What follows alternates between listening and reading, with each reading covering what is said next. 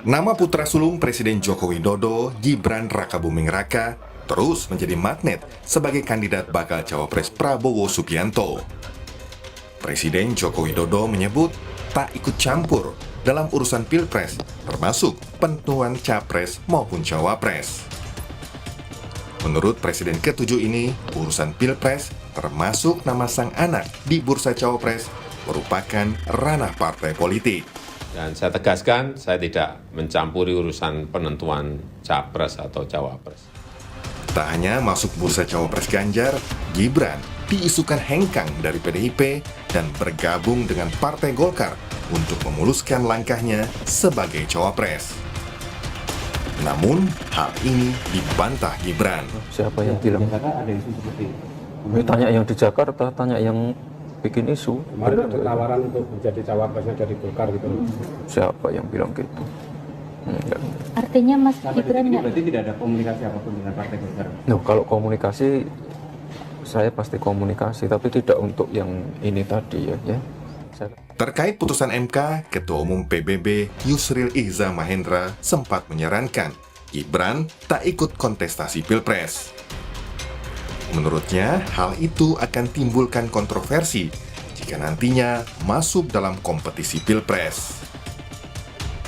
Capres Koalisi Indonesia Maju, Prabowo Subianto menyebut tak mau terburu-buru menentukan cawapres.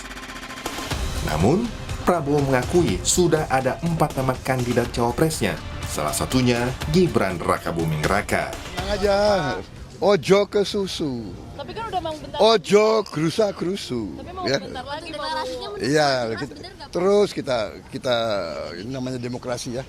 Terima kasih semuanya ya.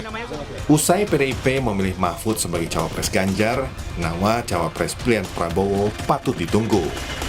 Apakah pilihan Prabowo akan jatuh pada Gibran atau nama lain seperti Erick Thohir?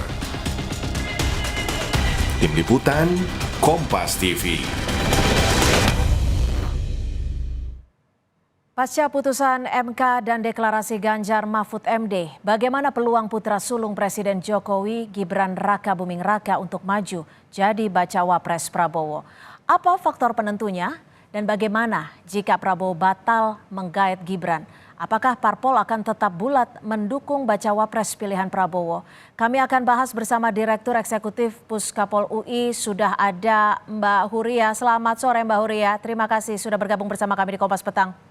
Selamat sore Mbak Cynthia, senang bisa bergabung kembali. Mbak Huria, ini pasca putusan MK, menurut Anda apakah Gibran akan maju sebagai bacawa pres untuk mendampingi Prabowo Subianto? Di awal kan memang isunya menguat ke sana ya, bahwa manuver untuk mengajukan judicial review ke MK ini adalah bagian dari upaya memuluskan langkah Gibran gitu ya untuk dicalonkan menjadi cawapres. Tetapi saya kira dengan pengumuman yang disampaikan oleh PDIP hari ini ya oleh Bu Megawati gitu ya, kubu Prabowo juga masih berhitung ulang lagi gitu ya, apakah memang pencalonan Gibran nantinya akan potensial gitu ya mengerek elektabilitas Pak Prabowo. Jangan lupa bahwa kemarin ketika ada putusan MK keluar itu kan pro kontranya begitu besar gitu ya. Ada sentimen negatif yang besar juga dari publik terkait dengan putusan MK. Itu sebabnya menurut saya belum pasti juga gitu ya bahwa Gibran memang akan menjadi cawapresnya Pak Prabowo. Begitu Mbak Cynthia. Apakah ini mengartikan bahwa Prabowo Subianto juga masih terkesan ragu-ragu untuk memilih Gibran Rakabuming Raka? Apalagi malam tadi Prabowo juga masih menyebut ojo ke susu, jangan keburu-buru. Padahal pendaftaran sudah dibuka besok nih. Iya, saya kira seperti itu. Karena kan begini, Prabowo ini kan sudah maju kesekian kalinya ya, dan ada keinginan yang sangat kuat gitu ya untuk memenangkan kompetisi. Bisa dibilang pemilu 2024 ini kan pertaruhan terakhirnya Pak Prabowo gitu ya. Jadi dia pasti akan sangat berhati-hati sekali gitu ya memilih cawapresnya nanti gitu ya. Nah, dengan adanya deklarasi yang dideklarasikan oleh PDIP hari ini gitu ya. Kalau Pak Mahfud ini kan figur yang cukup populer gitu ya. Nah, apakah kemudian misalnya gitu kalau Prabowo tetap bersikeras mencalonkan Gibran, tetapi hitung-hitungan elektabilitasnya rendah, saya agak ragu gitu ya bahwa kemudian Gibran akan dipasangkan oleh Pak Prabowo Ya. untuk mendampingi dia. Ya, nama Gibran ini kan sempat santer terdengar akan digait Prabowo, begitu besar animonya gitu ya. Tapi kalau menurut Anda, apa yang membuat hal ini belum juga dideklarasikan? Apakah memang belum ada dukungan dari Presiden Jokowi atau bagaimana ini? Kembali lagi ya, ini kan kita bicara politisi ini kan makhluk yang paling rasional gitu ya. Mereka akan berhitung secara cermat gitu ya, kalkulasi politiknya siapa kira-kira calon yang akan potensial menambah suara. Jangan lupa juga bahwa tingkat persaingan pada pemilu 2024 nanti kan begitu ketat gitu ya. Ada Anies dengan Caimin gitu ya, kemudian juga Ganjar Pranowo sudah berdampingan dengan Mahfud MD dan Prabowo yang sampai sekarang masih belum menentukan calonnya.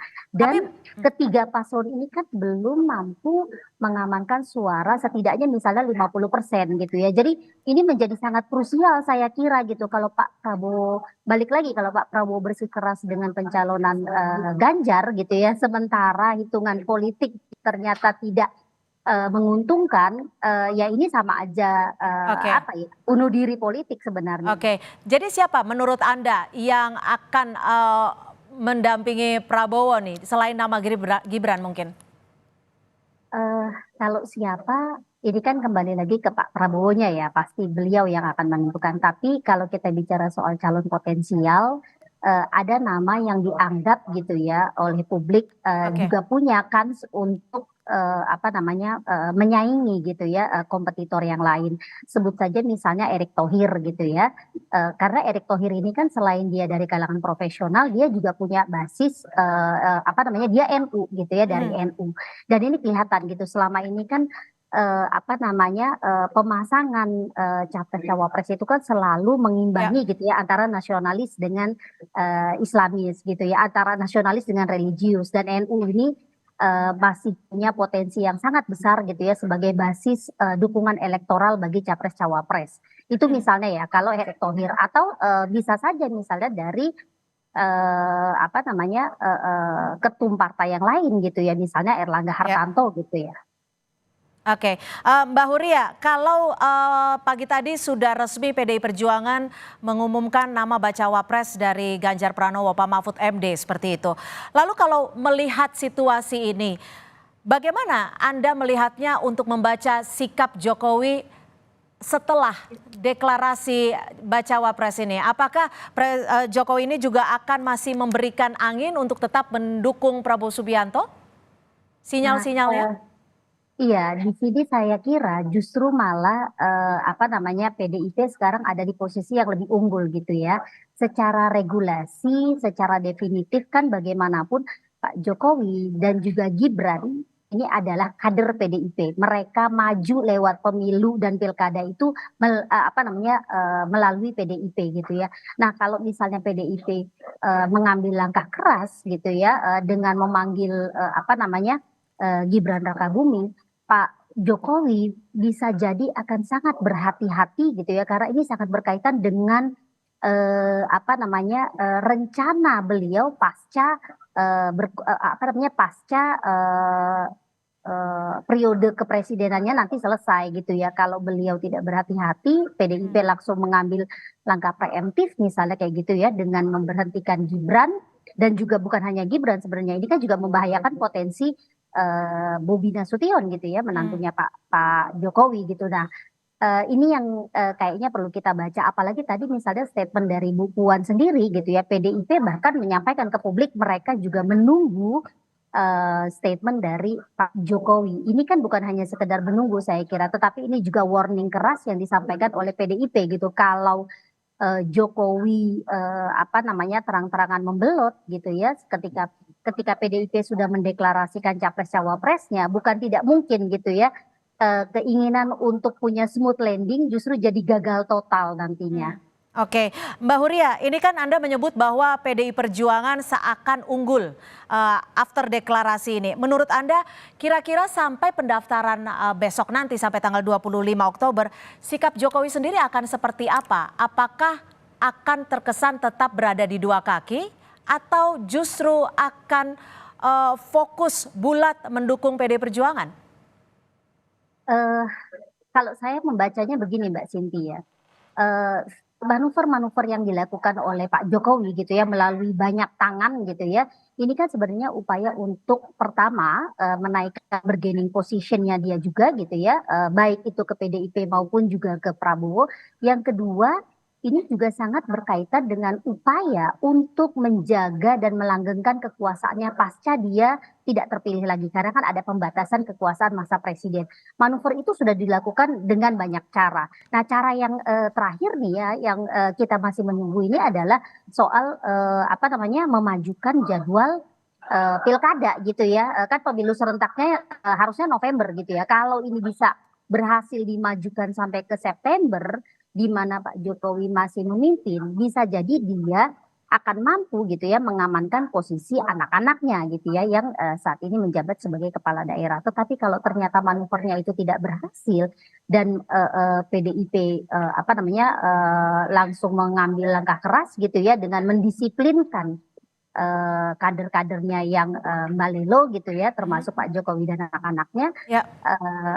Saya kira ini akan sangat merugikan gitu ya secara politik buat Pak Jokowi, dan bisa jadi Pak Jokowi akan mundur gitu modelnya. Akan merugikan kepada Pak Jokowi termasuk anak-anak ya, seperti itu ya. Baik, terima kasih atas perspektif Anda Mbak Huria, Direktur Eksekutif Puskapol Visip UI sudah bergabung bersama kami di Kompas Petang. Terima kasih Mbak Cynthia, selamat sore.